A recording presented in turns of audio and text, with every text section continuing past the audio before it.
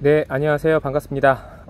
어이구, 얼굴이 이렇게 까맣게. 네, 이렇게 하니까 좀, 네, 안녕하세요. 자, 오늘은 그 수리과학 탐구 보고서에 대한 이야기를 좀 해보도록 하겠습니다. 지금 여러분들 화면에서 보고 계신 것처럼, 수리과학 탐구 보고서가 에이블에서 10월 3일 날부터 본격적으로 런칭이 될 예정입니다.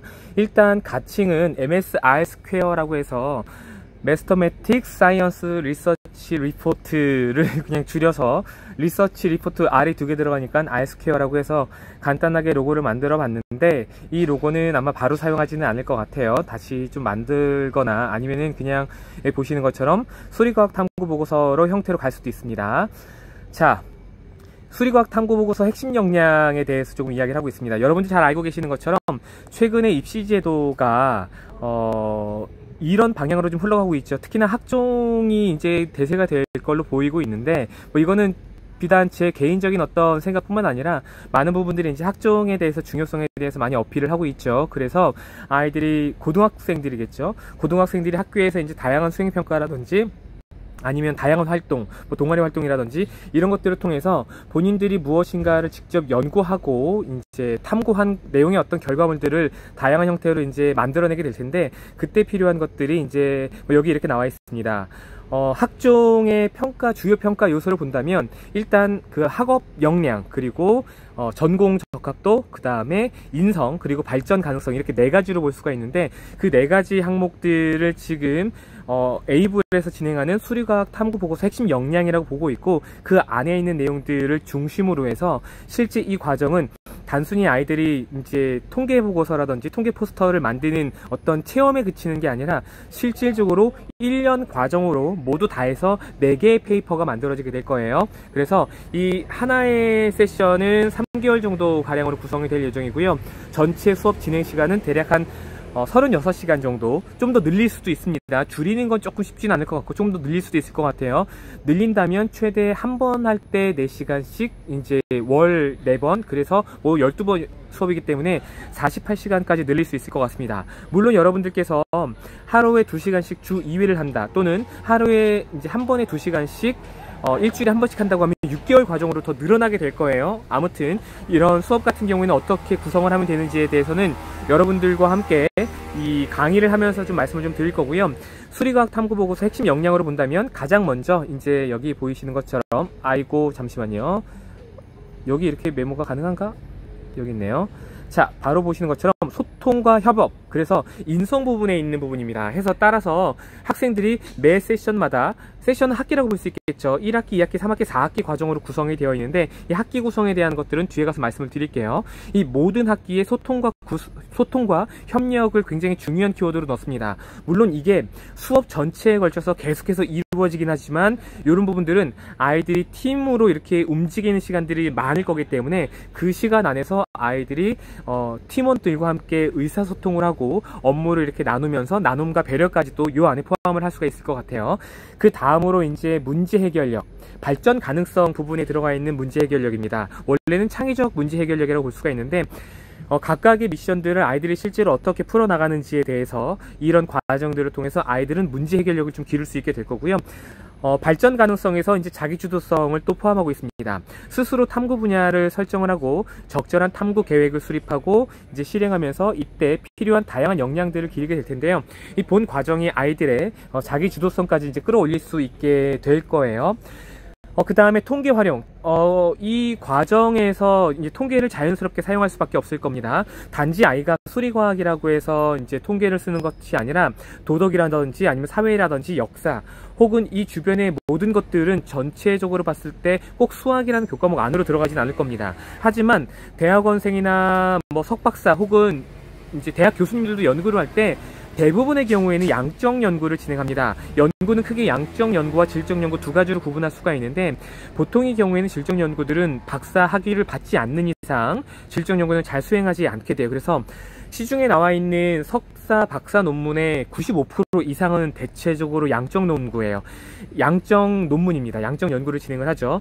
양적 연구라고 하는 것은 결국에는 우리가 이제 관심 있어 하는 어떤 대상들을 전부 다 이제 수량화해서 이런 것들을 통계적인 기법들을 사용을 해서 이제 밝혀내는 것들이죠. 그래서 이 과정에서도 저희가 이제 진행하는 수리과학 탐구 보고서 과정 안에서도 아이들이 통계를 좀 더 적극적으로 잘 사용할 수 있게끔 이 프로그램이 들어가 있다고 보시면 될 것 같고요.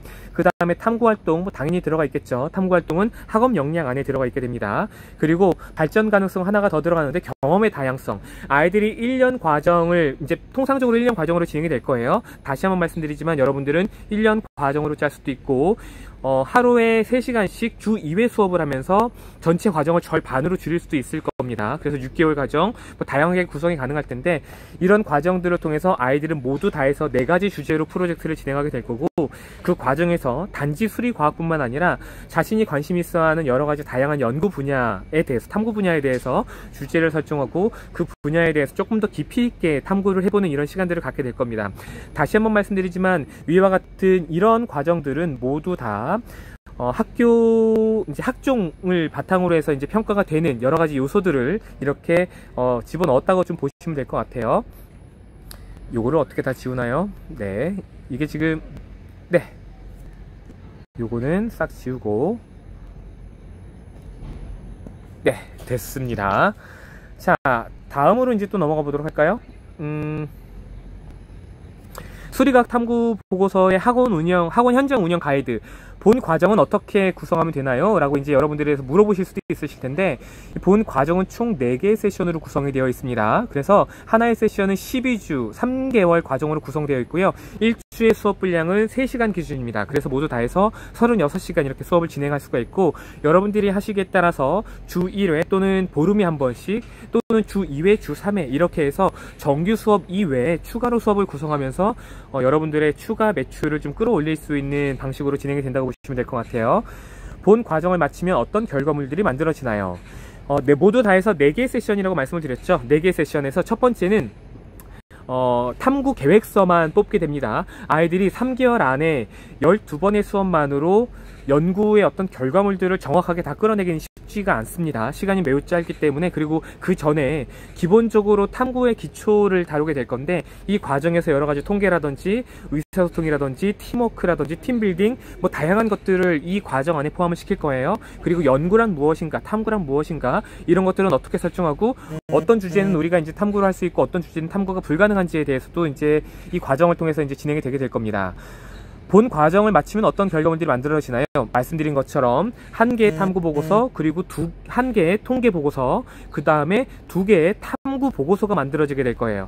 통계 보고서 같은 경우에는 탐구 보고서보다 좀 더 약식으로 이루어지게 됩니다. 실제로 우리가 석사, 박사를 진행을 하면서 학회지에 이제 논문을 투고하게 되는 경우는 이 논문이 잘 나왔을 때 이야기고요. 논문이 잘 나오지 않고 약간 소논문 같은 개념으로 본다면 먼저 보고서, 포스터 형식으로 이렇게 진행이 되게 될 거예요. 거기에 맞춰서 아이들도 먼저 포스터를 작성하는 연습을 하고 3학기와 4학기 됐을 때 본격적으로 논문과도 같은 이제 보고서가 나오게 될 겁니다. 본 과정의 강점은 여기에 설명드린 바대로 단순히 통계와 관련된 것들을 체험하는 수준을 뛰어넘어서 아이들이 실질적으로 어떤 역량들을 쌓아 나갈 수 있는 게 중점이라고 좀 보시면 될 것 같고요.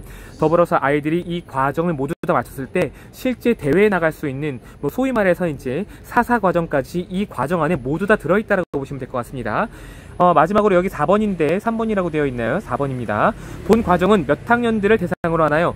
초등학교 4학년부터 가능하고요. 고등학교 3학년까지 진행할 수 있게끔 구성이 되어 있습니다. 당연히 초등학생 같은 경우에는 조금 더 쉬운 언어들로, 쉬운 탐구 주제들로 구성이 될 거고요. 고등학생 같은 경우에는 이제 엑셀도 좀 더 어려운 함수들까지 사용할 수 있게끔 좀 될 거예요. 그래서 여러분들이 이제 수업을 진행하실 때 필요한 학년군에 맞춰가지고 이 내용들은 좀 조절이 진행이 될 겁니다. 자, 보시는 것처럼 세션 1 같은 경우에는 필기를 다시, 세션 1 같은 경우에는 탐구 계획서를 만들고요. 세션 2 같은 경우에는 통계 포스터, 세션 3에서는 탐구 보고서예요. 이거 잘못됐습니다. 이게 수정하기 전에 파일로 돼서 여러분들이 받아보시는 파일은 좀 수정이 됐을 거예요. 탐구 보고서 만드는 거, 그리고 세션 4에는 교과통합, 이제 통계가 아니라 탐구 보고서 만드는 걸로 되어 있습니다. 아래에 있는 내용들을 보시면 이 과정에서 중점적으로 다뤄지고 있는 내용들이 무엇인지에 대해서 여러분들도 보실 수가 있으실 거예요. 자, 첫 번째 세션에서 탐구 계획서를 만들게 될 텐데요. 여기에서는 크게 이제 다음과 같은 요소들로 구성이 되어 있습니다. 첫 번째는 탐구의 시작, 두 번째는 자료의 정리, 세 번째는 탐구 계획서 만들기. 요게 각각 1학기, 그러니까 한 달치씩의 분량은 아니에요. 분량은 조금씩 차이가 있습니다. 그래서 탐구의 시작, 그 다음에 자료의 정리, 탐구 계획서 만들기 되어 있고요. 아래 내용은 제가 이제 첨부해드리는 파일 보고 여러분들께서 참고하시면 될 것 같습니다. 수리과학 탐구 보고서 모객 가이드까지 이제 수업 시간에 여러분들에게 가이드를 드릴 겁니다. 첫 번째는 설명회를 진행하고요. 두 번째는 이제 진단 검사를 진행하게 될 거예요. 저희가 그 비교과 역량 진단 검사를 개발을 지금 하고 있는 중입니다. 설명회를 진행한다고 하는 것은 반드시 모객과도 연결이 돼야 될 거예요. 그래서 모객과 연결할 때 가장 중요한 거는 진단검사가 붙어줘야 됩니다. 그래서 실제로 아이들이 이 수리과학 탐구 보고서 과정을 마쳤을 때 쌓을 수 있는 그런 역량들, 뭐 엑셀을 다룰 수 있는가, 파워포인트를 다룰 수 있는가, 워드 프로세스를 다룰 수 있는가, 팀원들 간의 의사소통이라든지 어떤 의견을 수렴하고 중간에서 발생하는 여러 가지 분쟁들은 또 어떻게 해결하면서 논리적으로 어떻게 사고할 수 있는가, 그리고 탐구라는 것들을 본인이 혼자 스스로도 진행할 수 있는 역량들을 쌓게 되는가, 이 모든 과정들을 우리는 결국 쌓아야지만 중학교에서 고등학교 올라갈 때 또는 고등학교에서 대학교를 들어갈 때 이제 실제로 입시에 도움이 될 수 있는 여러 가지 활동들을 하게 될 겁니다. 그 과정들을 요즘에는 수학 단일 과목으로만 해결을 할 수 없기 때문에 이런 과정들을 통해서 아이들이 다양한 역량들, 특히 상위 학교로 진학하게 되는데 필요한 여러 가지 역량들을 이 과정들을 통해서 쌓게 될 것입니다. 뭐 아무튼 여기까지가 이제 제가 준비한 내용이고요. 10월 3일부터 시작해서 여러분들께 추가적으로 계속해서 이 과정들은 공개가 될 예정입니다. 당연히 수업 교환 나가게 될 거고요. 그 다음에 아이들이 수업 시간에 하게 될 워크시트라든지 수업에 대한 가이드, 그리고 실제로 수업할 때 필요한 영상들이 있다면 제가 직접 찍어서 좀 제공을 해드리도록 하겠습니다.